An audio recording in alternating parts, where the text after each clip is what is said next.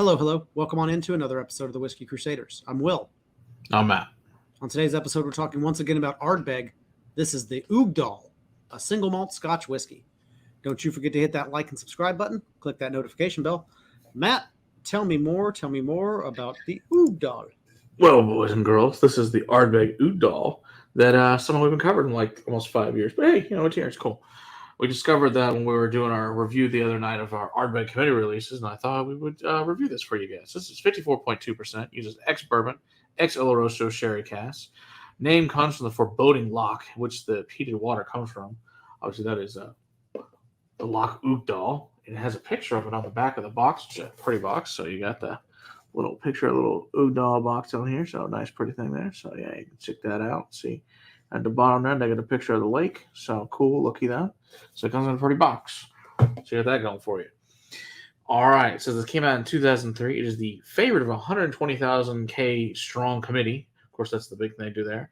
It was also one of the very first NAS whiskeys to hit the market back in 2003 to go, hey, you can make really good whiskey and not put an age statement on it. And that was really a big fight back then that people were like, oh, shun the whiskey. We can't have no age statement. I don't want it.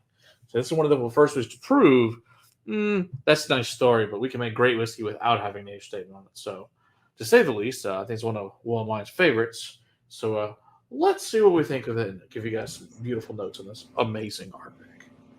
Well, I definitely use this to compare to committee releases to decide whether or not it's, worthy of my dollar. And, a lot of the times the newer committee releases don't even stack up to this one. So that is true. This has been a favorite of mine for a very long time. I've gone through quite a few boxes of this. Yeah, this is an old box. This was back in the day with like $67. This is old box. Nice. Yeah, this is that peat, plum, raisin, gasoline, grilled pineapples, pork chops, tire fire, pig smoking on a spigot, lemon apple lime. in its mouth.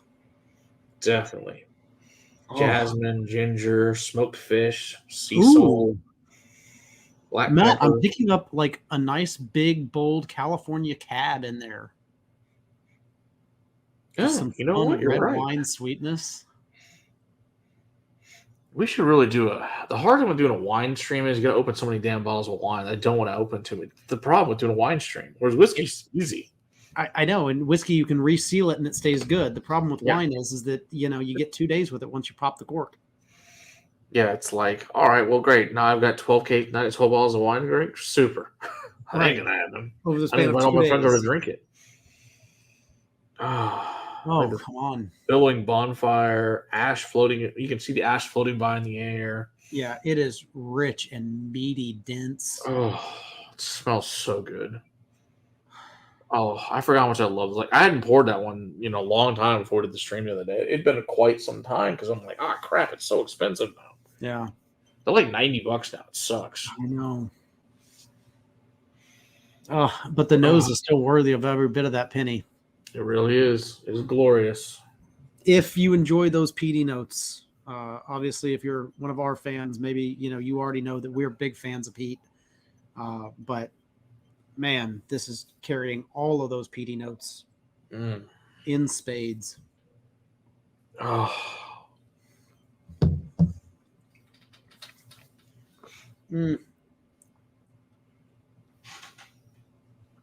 Oh, come on. So much peat. So beautiful. Heavy ash once again. So dense. So rich. The proof absolutely comes through on the palate.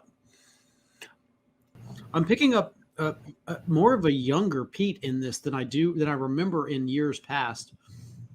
And I don't know if it's just coming off of some of the older stuff that we've been drinking. I think that's it. I don't know how, so we don't have an age shape in this, but I guess it's probably like 5 or 6 year old peat, most likely.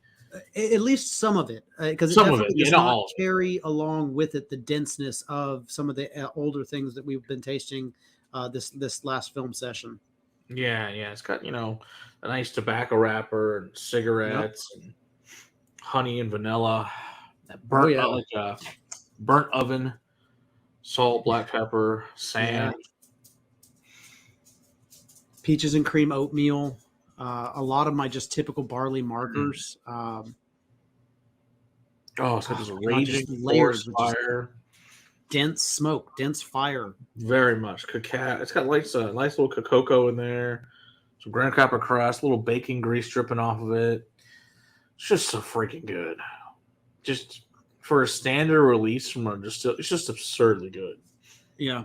It's like, okay, well, if you can do this, why can't you make the other ones that used to be amazing still for the money? It's just rich and dense and delicious and everything a whiskey should be. This is still sub $100, right?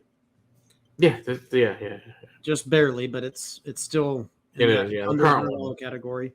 Yeah. This is still absolutely one of my favorite under $100 whiskeys. Yeah, agree. It's fabulous stuff. I mean, I'll always have a bottle of this on hand because it's just great. Yeah, if you're a lover of peat and you haven't dipped in your toe into this one yet, yeah, I have a feeling you're gonna love it. Yeah, instead of like trying to hunt down those communities, just get this one. Yeah, right. You'll be probably happier. Yeah, I guarantee you will be. And you spend half the money. Yeah, at least compared to most of them. Yeah, to most of them. Yeah. All right. Don't forget to hit that like and subscribe button. Click that notification bell. We go live every Monday night, deep diving into a whiskey topic. And if you'd like to help us out financially, join the Patreon page and get access to some behind-the-scenes fun. Until next time, keep on crusading for better whiskey in your glass. Cheers. Cheers. So good.